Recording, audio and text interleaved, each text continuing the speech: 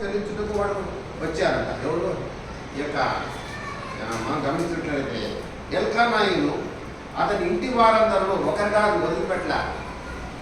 ఆ ఇంట్లో ఉండేటో నలుగురు వచ్చారు, ముగ్గురు వచ్చారు. అట్లనే మన ఇంట్లో కూడా ఎవరిని మనం వదిలిపెట్టకుండా మన అందరితో పాటు మన పిల్లలతో పాటు మనం కూడా సహాయపడాలి. ఆ రోజు పండగ, మనం ఆదివారం అంటే మనకు పండగ. ఏదో సంవత్సరానికి వచ్చే పండగలు ఆచరించడం అది కాదు, కానీ every Sunday is a festive occasion for us. ప్రతిరోజు ఆ రోజు ఎందుకంటే దేవుని సొంత కనపడుతున్నాము, దేవుని స్తుతిస్తున్నాము, కనపరుస్తున్నాము, ఆరాధిస్తున్నాము. ఆయన యొక్క రొట్టెలో తర్వాత ఆయన రసంలో పాల్గొంటున్నాము. అది మన పండగ, అది మనకు ఆశీర్వాదము, అది మనకు జీవము. మనం ప్రభు వచ్చే వరకు పర్యంతం కూడా దీన్ని ఆచరించాలని దేవుడు సెలవిస్తున్నాడు. కానీ సండే మనకు గ్యారంటీగా ప్రతి ఒక్కరం కూడా మనం దేవునికే ఇవ్వాలి. ఆ 6 రోజులు ఉన్నాయి, మన పనులు ఉంటాయి, మన వ్యవహారాలన్నీ ఉంటాయి, అవన్నీ కాదు. కానీ ఇదిగో వారు ఎంతో దూరం నుంచి ఆ యొక్క మొక్కుబడి చెల్లించడానికి ఎలా వచ్చారో, యెరూషలేముకి ఎలా వచ్చారో మనం కూడా అలాగనే తయారుపడి మరి దేవుడి సన్నిధిలో కనపడాలని దేవుడిని కోరుతున్నాం. ఏవి కాండము 23:5 చూస్తాను కదండి. ఏవి కాండం 23:5 వచ్చిన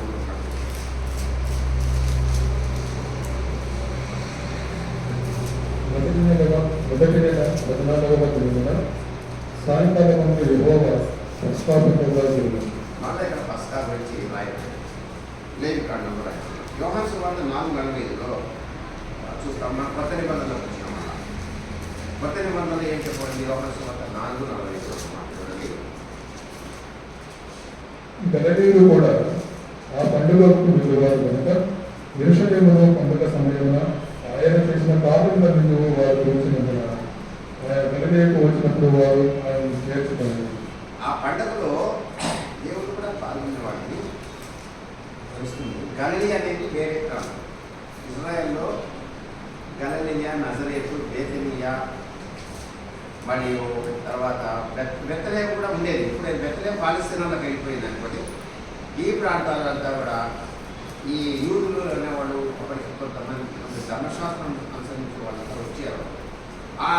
ఆ పస్కా రోజున ఆయన పండుగ చేసే కార్యాల గురించి రాయబడలే. అక్కడ ఏం చెప్పినారంటే ఆయన చేసిన కార్యాలను వారు చూసినందున ఆయన ఏం చేశాడో మనకు తెలియదు. ఎందుకంటే బైబిల్ గ్రంథంలో ప్రతి విషయం కూడా రాసినట్టయితే ఈ ప్రపంచంలో భూమి అంతా కూడా సరిపోదు. ఈ సముద్రంలో ఉన్నటువంటి ఆ నీళ్ళని ఇంటితో మార్చినా కూడా సరిపోదాడు. అన్ని చేశాడంట. అందుకనే చెప్తాడు ఈ గ్రంథంలో ఇంకా జరిగిన వాటిని కన్న వాటిని చూసినట్లయితే ఈ స్థలం సరిపోదు. మనకు అన్ని క్లుప్తంగా అన్ని ఈ 66 గ్రంథాల్లోనే సాధ్యమైనంత వరకు ఇన్ఫినిటీ పాస్ట్ నుంచి ఇన్ఫినిటీ ఫ్యూచర్ వరకు కూడా అల్ఫా ఒమేగా అంశాలను కుదించి రాసినట్టుగా మనం చూస్తున్నాం. అలాగైతే ఇలాగ మనం ఈ పండగ వచ్చిన రోజు మనం ఏర్పడు కనుక రక్షణ అనేది మనము ఆ యొక్క కడప కమ్ముల మీద వాళ్ళు ఎప్పుడైతే కూర్చుకున్నారో పస్కా పండుగ ఆచరించారో అప్పుడు ఆ మరణదూత దాటిపోయింది. ఎవరి ఇశ్రాయేలు ఇళ్లలో కోశ లేదు. కానీ అదే ఐగుప్తుల ఇళ్లలో ఈ కడప కమ్ముల మీద పస్కా యొక్క బలి చేసి ఆ కడప కమ్ముల మీద ఇట్లా ఇట్లా అడ్డము 2 రూపాయలు ఇట్లా అందరి కడప కమ్ములు ఇట్లా కూసుకునేవాడు. కింద కూసేటోళ్ళు కాదు రాస్తారు, ఎందుకంటే కాళ్ళకి కొట్టుతారు. కనుక అది ఏమిటి గుర్తు ఏమిటంటే ఈ ఇల్లు రక్షించబడింది. ఈ ఇల్లు దేవుని అర్థం చేత చమరబడింది కనుక మరణదూత దాటిపోతా ఉంది. 10 కార్యాలు చేశాడు దేవుడు, 10 కార్యాలు చేశాడు. ఇక మోషేని వెళ్తాము మేము ఐగుప్తు నుంచి వెళ్ళిపోతాము, ప్రార్థన చేసుకుంటాము కనుక వదలలే. కనుక లాస్ట్కు ఈ పస్కా బలి చేసిన తర్వాత ఈ మరణదూత ఐగుప్తులో ఉండేటువంటి వారు మొదటి తొలిచూలు పిల్లలను మనకు ఆ రక్తం చవరడం వల్ల వాళ్ళకు మరణం వచ్చింది. ఇశ్రాయేలు గృహాలలో ఇది ఉండటం వలన వాళ్ళ ఇంట్లో సంతోషగానాలు వినిపించాడ. మరణంతో దాటిపోతుంది. అలాగనే రక్షించబడిన మనము, దేవుడి రక్తం చేత పొందబడిన మనము మన సంఘాలలో ఉన్నప్పుడు, మన ఇంట్లో ఉన్నప్పుడు కూడా ఆ కడప కమ్ముల మీద లేకపోతే మన యొక్క హృదయాలలో ఆ రక్షణ అనేటువంటి చమిలినటువంటి దేవుడు కడిగినటువంటి ఆ హృదయాలను మనం దేవునికి ప్రతిష్ఠించుకున్నప్పుడు మరణం నుంచి దాటిపోతుంది.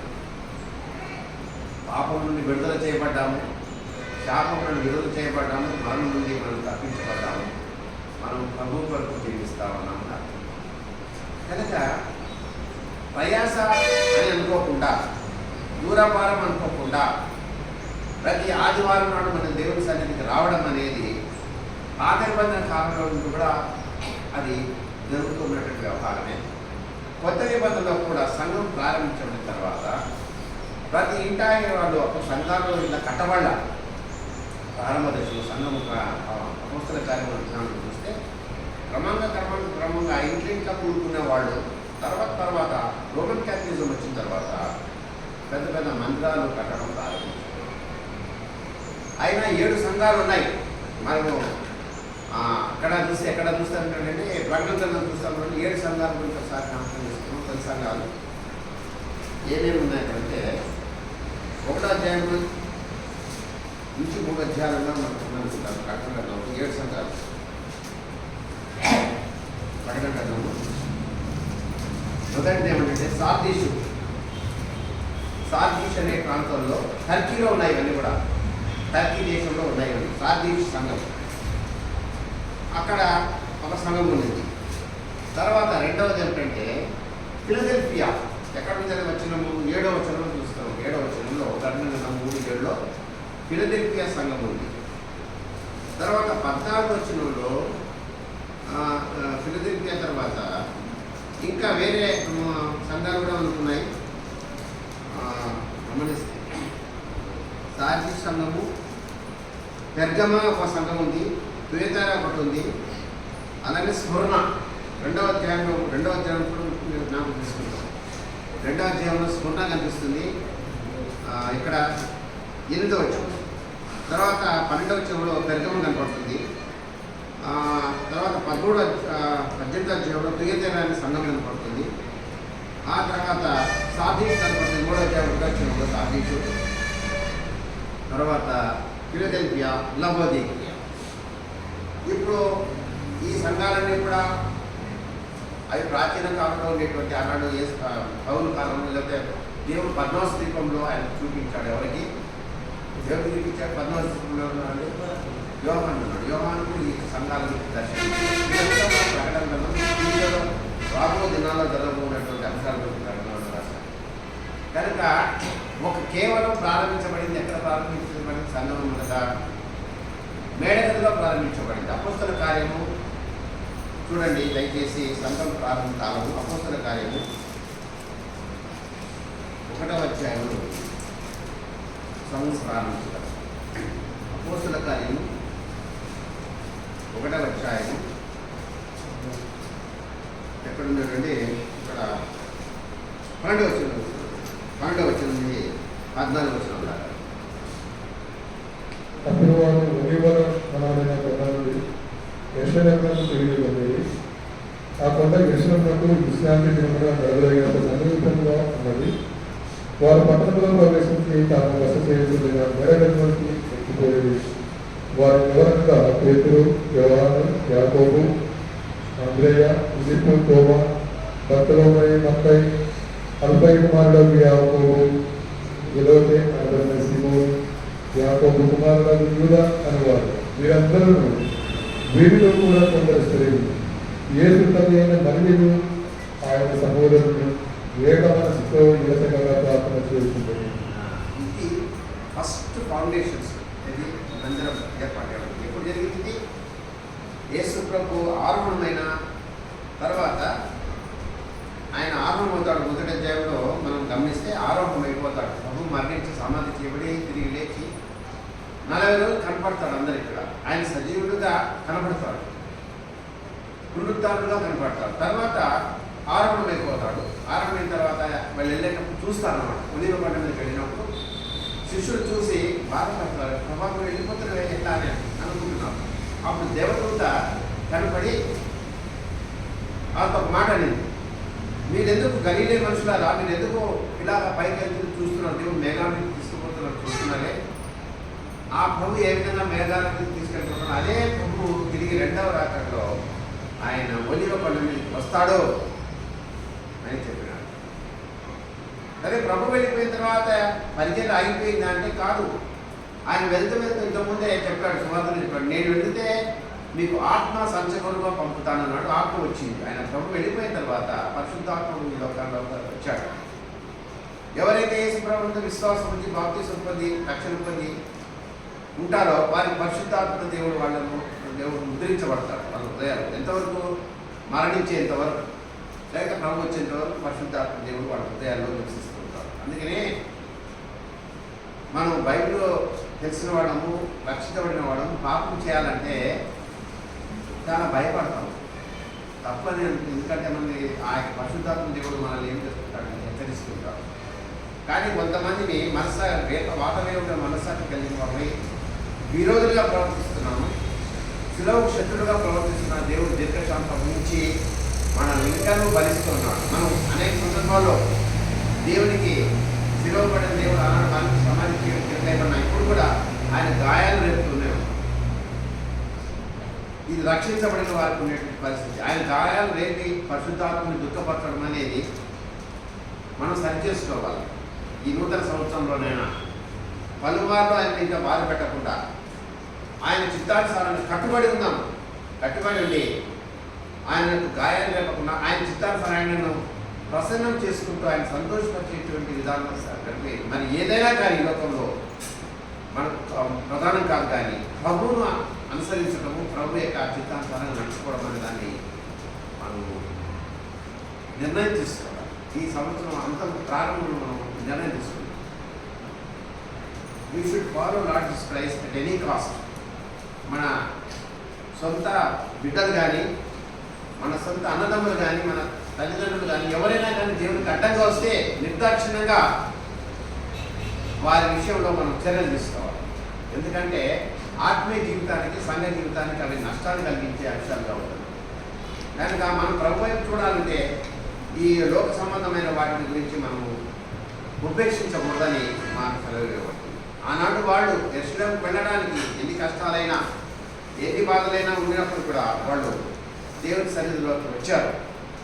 ఈనాడు సంఘంలో ఉన్నటువంటి మనము కొత్త నిబంధన ప్రకారం సంఘం ఏర్పడింది. సంఘం అనేది ప్రభు యొక్క పెళ్లి కుమార్తె.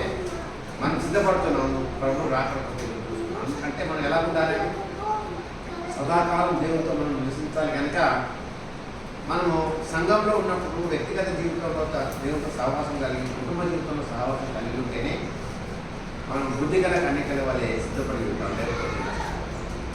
కనుక ఈరోజు మనం నేర్చుకునేటువంటి ప్రధానమైన అంశం ఏంటంటే, అదిగో ఆనాడు సంఘం వారు యెరూషలేముకు నగర ప్రాంతం గుండా లేకపోతే ఇతర ప్రాంతాల నుండి ఎలా వచ్చి ఆ యొక్క కట్టడను అనుసరించారో నేటి దినాల్లో సంఘం అనేటువంటి యెరూషలేము దేవుని యొక్క మందిరంలో మనం రావాలి, దేవుని ఆరాధించాలి, దేవుని కనపరచాలి. ఆయన మన పుట్టాలకు జ్ఞాపకం చేసినటువంటి బలలో పాల్గొంటే ప్రభు వచ్చినప్పుడు మనల్ని తిరిగి తనతో పాటు తీసుకెళ్తాను. ఇలా పాల్గొనకపోతే నష్టపోతాం. ఎందుకన్నాడంటే నేను వచ్చే వరకు ఇది జ్ఞాపకం చేసుకుంటే దీన్ని చేయడం కాదు. కనుక మనం పరీక్ష చేసుకునే వారమై మన మనస్సాక్షిని పరీక్ష చేసుకొని నేను ప్రభావం బలలో పాల్గొంటున్నాను, ఇప్పుడు పాల్గొన్నప్పుడు నా మనస్సాక్షి నిర్దోషంగా ఉండాలి. ఆనాడు ఆ పరిస్థితి వాళ్ళకి లేదు. ఎవరికి పార్టీ నిబంధనలు లేదు, పనులు లేదు. కేవలము ప్రధాన యాజకుడు సంవత్సరానికి ఒకసారి అతి పరిశుద్ధ స్థలంలో టెబర్నాకల్లో వెళ్ళి తన కొరకు, ప్రజల కొరకు, పాపాల కొరకు ఆయన ప్రాయశ్చిత్తం చేసేవాడు పరిహార్థ బలిగా. ఈనాడు మనం ప్రతి ఆదివారం దేవుడు ఇచ్చినాడు. మనం ఎంత ఆశీర్వదించబడిన వాళ్ళు అంటే కొత్త నిబంధనలు కావాలి విశ్వాసం. ప్రతి ఆదివారం కూడా ఆయన యొక్క సన్నిధిలోకి రావడానికి దానికోసం ఏమాత్రం కూడా సందేహపడకుండా ప్రభు సన్నిధికి వస్తే నాకు ఆశీర్వాదం ఉంది. మనం దేవుడి సన్నిధి పరిగెత్తుకుంటూ రావాలి. దావీదు మహారాజు అనుభవం దాని మీద ప్రభువును కోరుతున్నాం. కనుక ఇంకా వాక్యం ఉంటున్న వాళ్ళు ఎవరైనా రక్షణ లేకపోతే మీరు జ్ఞాపకం చేసుకొని మన పాపమును పరిహరించడానికి తీసుకున్న లోకానికి వచ్చాడు. మన కొరకు ప్రాణం పెట్టి సమాధి చేయబట్టి ముఖ్యంగా ఆయన తల్లి కోసం కూర్చున్నాడు, వస్తున్నాడు. సో లోకమంతా కూడా ఈ చీకట్లో ఉండినప్పుడు కూడా మనమైతే వెలుగు సముద్రం కనుక ఎదురు చూసుకోవాలా. మన జీవితంలో ముఖ్యమైనది ఏమిటంటే మన జీవనోపాధి ఏదైనా జరగవచ్చును, మనం ప్రపంచంలో ఏదైనా ఏ పనైనా చేయవచ్చు, కానీ మన యొక్క కాన్సన్ట్రేషన్ ఉన్న సంపూర్ణమైనటువంటి ఈ యొక్క దృష్టి అంతా కూడా ప్రభు వైపు చూస్తూ ఆయన రాకపోతూ ఎదురు చూస్తూ ప్రభువా రమ్ము అని మనం పిలిచే స్థితిలో ఉండాలి. కొంతమంది మార్క్ చేస్తున్నారు, యేసుప్రభు ఇంకా రాలేదే, వస్తానే ఎప్పటికో చెప్తున్నారు కానీ రాలేదంటే అది కాదు, ఆయన సమయం ఇస్తున్నాడు. కొంతమంది రక్షించబడాలని ఉండాలి. ఆయన ప్రణాళికలో వాడు రక్షించబడేవాడు చివరి వరకు చేరేవాడు దేవుడు అర్థం చేస్తున్నాడు, ఆలోచిస్తున్నాడు. కానీ సూచనలన్నీ జరుగుతుంది. పోయిసారి మనం అనుకున్నాం కదా, రెండవ రాత్రి సూచనలన్నీ జరుగుతున్నాయి. ఏ క్షణంలో కూడా ఆయన వస్తాడు. ఆయన వచ్చినప్పుడు మనం సిద్ధపాటు లేకుంటే గొడవపడతాము. అప్పుడు క్రీస్తు విరోధి పాలన బాధపడాలి. సంఘం ఎత్తబడినప్పుడు అన్నిటిలైన మనకు దేవుడు మొదట తీసుకెళ్ళిపోతున్నాడు. తర్వాత శేషించినటువంటి ఇస్రాయేల్ ప్రజలను ఆయన రికన్సిలియేషన్ చేసుకుని తిరిగి ఆయన తీసుకెళ్తారు. అది తర్వాత శ్రమల కాలం తర్వాత. పిల్లరా, ఈ వాక్యం వింటున్న నీవు నేను అంతా నేర్చుకోవాల్సిన లక్షణ లేని వారు ప్రభు గురించి నిర్ణయం తీసుకోండి. ఈరోజు కాకపోతే ఈ క్షణం కాబట్టి ఈ గంట మీకు గురించి కాదు, రేపు మీకు వాగ్దానం చేయబడాల, మరొక నిమిషం మీకు వాగ్దానం చేయబడదు, ఏమైతే తెలియదు. కనుక ప్రభువులో రక్షణ పొందిన వారు అంటే మనకు గ్యారెంటీ ఉంది, దేవుడి దగ్గరికి వెళ్తాం చనిపోతే కూడా. కానీ గ్యారెంటీ లేని జీవితాలు ఏంటంటే పెడచమని పెట్టి నిర్లక్ష్యం చేస్తే దాని యొక్క దాని ఏమిటంటే దాని పర్యవసానం దాని వల్ల చాలా చాలా తెలుసుకోవాలి. అది ఒకటి లక్షణం లేని వాళ్ళు. రక్షించబడిన మనము యెరూషలేము దేవాలయానికి వాటి ప్రతి ఏటా ఎలా వెళ్ళి క్షమించారో ఎంతో దూరం ఉండి ప్రతి ఆదివారం కూడా మన దేవుడి సన్నిధికి క్రమం తప్పకుండా వచ్చి ఆయన సన్నిధిలో ఆయన సన్నిధి భాగ్యంలో మనం గెలిచిన వారిని ఆయన ఆశీర్వాదం పొంది మనం 7 వారాలు బయట ఉంటాము, లోకంలో ఉంటామంట. ఆ యొక్క కాపుదల కనిపించే పద్ధతిలో ఆయన మనం నడిపించినప్పుడు అనుక్షణం ఆయన సన్నిధిలో హత్తుకుని ఆనుకొని జీవించవలసిన అవసరం ఆయన ఉంది. దేవుడి కొద్ది మాటలు మన జీవితంలో జీవిస్తుంటాం. ఆమె